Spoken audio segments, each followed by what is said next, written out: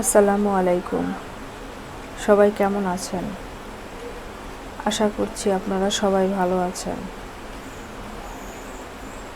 আলহামদুলিল্লাহ, আমরাও ভালো আছি। তো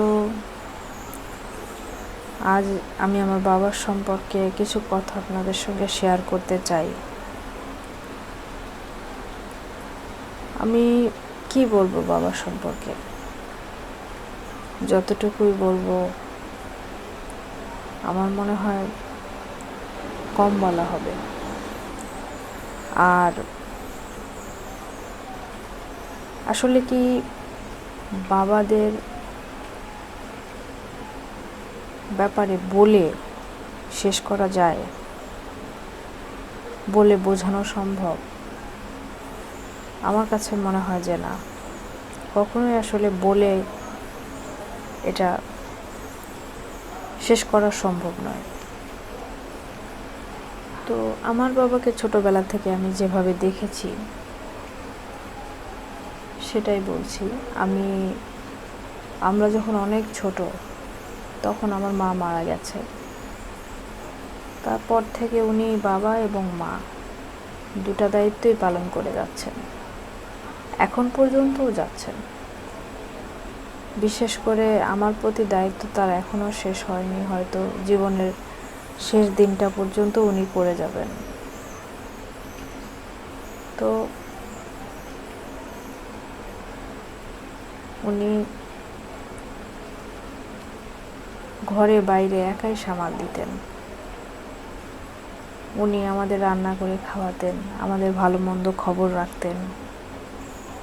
অনেক করেছেন উনি জীবনে। উনি যতটুকু করেছেন, ওনার বিকল্প যদি আমি কোনো কিছুর বিনিময়ে যদি বিকল্প চিন্তা করি যে ওনার বিকল্প কী হতে পারে, তাহলে আসলে সমস্ত পৃথিবীটাও যদি আমাকে দিয়ে দেয়, ওনার আমি বিকল্প হিসেবে আসলে এটাকে আমি কম্পেয়ার করতে পারবো না। তো এই যে আমার বাবা, বাসার নিচে কিন্তু পান দোকান বা চা খাওয়ার ব্যবস্থা নিচে আছে। উনি তারপরেও অনেক দূরের দোকানগুলোতে যান। আসলে হয়তো ভালো লাগে না, তাই এমন করেন। ছোট থেকে বড় হয়েছি, দেখেছি আব্বা দূরের মসজিদে নামাজ পড়তেন, আমাদেরকে সময় দিতেন, কিন্তু তবুও মনে হতো যে উনি খুব একা। যখন আমরা খুব ছোট ছিলাম, আমি এই ব্যাপারগুলো কখনো ফিল করতে পারিনি।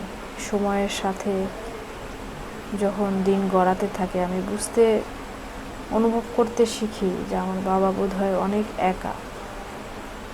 কারণ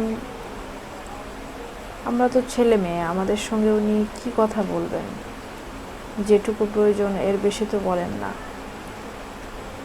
তাহলে ওনার মনের যে জমানো কথাগুলো, যে উনি যে লাইফ পার্টনারের সঙ্গে যে কথাগুলো শেয়ার করতেন, আমার মায়ের সঙ্গে যে কথাগুলো শেয়ার করতেন, মনের ভালো লাগা মন্দ লাগা, কত কথাই তো শেয়ার করতেন, তাই না? কিন্তু যখন আমার মা চলে গেলেন, তারপর থেকে তো আর শেয়ারিংয়ের এই ব্যাপারটা আর হয়নি। কাজে উনি খুব একা হয়ে গেছিলেন। তারপরেও আসলে আল্লাহর রহমতে ওনাকে আমরা ভালোই দেখেছি। উনি বেশ মনমরা হয়ে কখনো থাকেননি, তবে খুব হাসি খুশি এভাবেও আমি ওনাকে কখনো দেখিনি। আমাদেরকে নিয়ে উনি বেশ ভালোই ছিলেন, তবে অনেক স্বপ্ন ছিল ছেলে মেয়েগুলা ভালোভাবে মানুষ করবেন, ভালো ভালো জায়গায় হয়তো বিয়ে করাবেন, ভালো ছেলে দেখে মেয়েদের বিয়ে দিবেন। সব বাবা মার যেরকম স্বপ্ন থাকে ওনারও ছিল। তো সময়ের কাল ভেদে সব স্বপ্নই মানুষের জীবনে পূরণ হয় এমনটা হয় না। তাই এখন আর উনি কষ্টের বোঝাগুলো না টানতে পারেন না। বিশেষ করে আমার লাইফে হয়ে যাওয়া দুর্ঘটনার পর থেকে উনি উনি খুব আপসেট হয়ে গিয়েছিলেন। আসলে কিভাবে বলবো, উনি মানসিকভাবে ভেঙে পড়েছিলেন। ওনার কথায় এলোমেলো কাজকর্ম, কথাবার্তা সব অন্যরকম ছিল, যেটা আমি হঠাৎই আঁচ করতে পারি। উনি কথাবার্তা কীরকম যেন অসংলগ্ন এই ধরনের কথাবার্তা বলা শুরু করে দিলেন। রাতে ঘুমাতেন না, বসে থাকতেন। তারপরে কেন যেন আমার মনে হলো যে উনি কি মানসিক কোনো সমস্যায় ভুগতেছেন নাকি। তারপরে আমি ওনাকে, আসলে সব আল্লাহর ইচ্ছা, ওনাকে আমি ঢাকা নিয়ে যাই।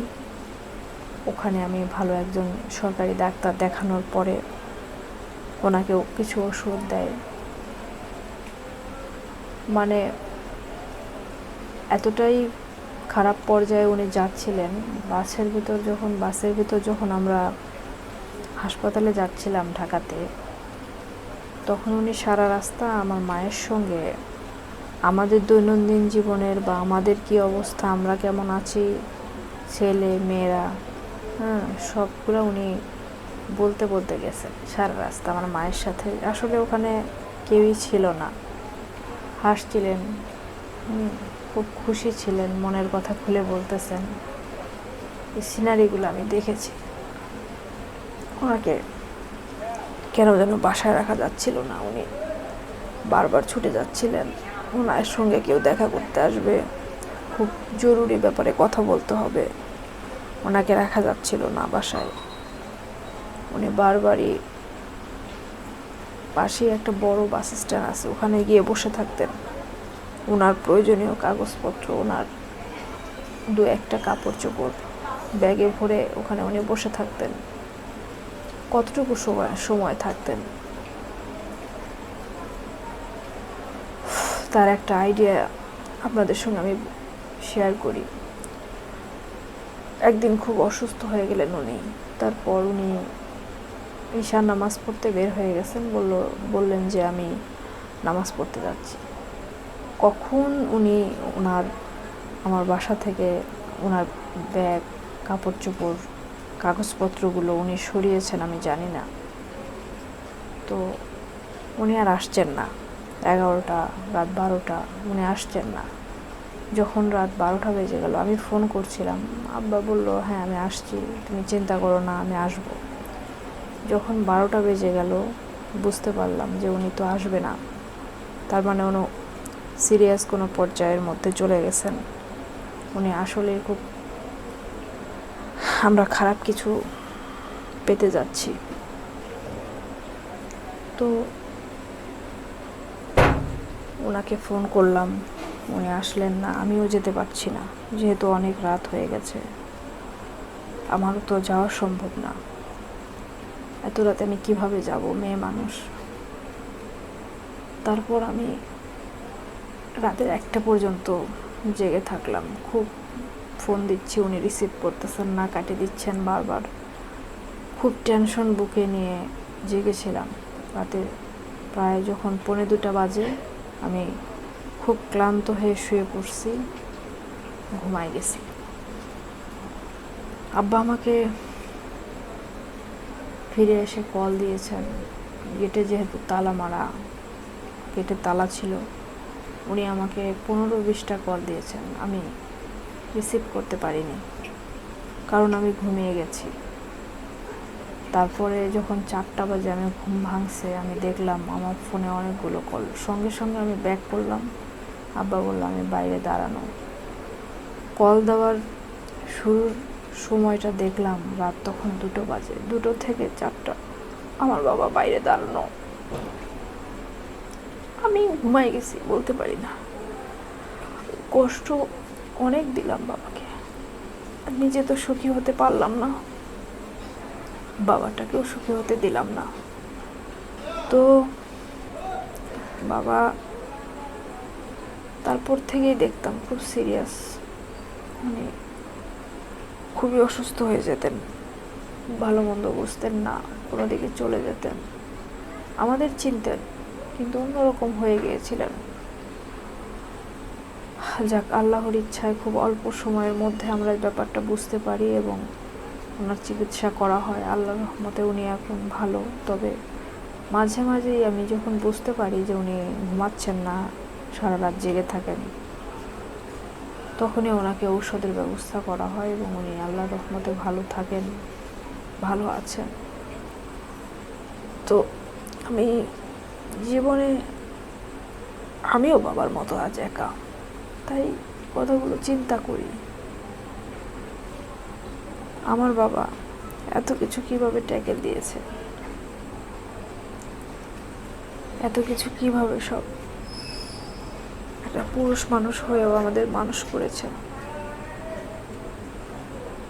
আমি একটা সন্তান মানুষ করতে পারছি না, তো বাবাটাকে না সুখ দিতে পারলাম না। আমাদের ভালো থাকার মধ্যেই যে আমার বাবার ভালো থাকা। যখন উনি সব হারিয়েছিলেন তখনও এতটা অসহায় হয়ে পড়েননি, কিন্তু আজ আমাদের খারাপ থাকাটাই যেন বাবা সইতে পারলেন না, মানসিক রোগী হয়ে গেলেন। কি নিষ্ঠুর না! কেন সুখী হতে পারলাম না? কেন বাবাকে সুখ দিতে পারলাম না? কেন ভুল করেছিলাম? সন্তানটাকেও তো ভালো রাখতে পারলাম না। কোথায় গিয়ে দাঁড়াবে আমার সন্তান? এই চিন্তাগুলো যখন আমি করি, তখন আমার মনে হয় আমিও বাবার মতো হয়ে যাব, হয়তো বা কোনো একদিন। রাস্তায় ছুটে চলে যাব কিনা জানি না, কে আনবে আমাকে? এই বাবা যে কয়েকদিন আছে, সেই কয়েকদিনই আমি টিকে আছি। বাবা না থাকলে তারপরে কি হবে? আল্লাহ, তুমি আমার বাবাকে ভালো রেখো, দীর্ঘজীবী করো। এই বাবার আর বিকল্প কোনো দিন হতে পারে না, কোনো কিছুর বিনিময়ে হতে পারে না। আপনারা সবাই আমার বাবার জন্য দোয়া করবেন। আল্লাহ হাফেজ।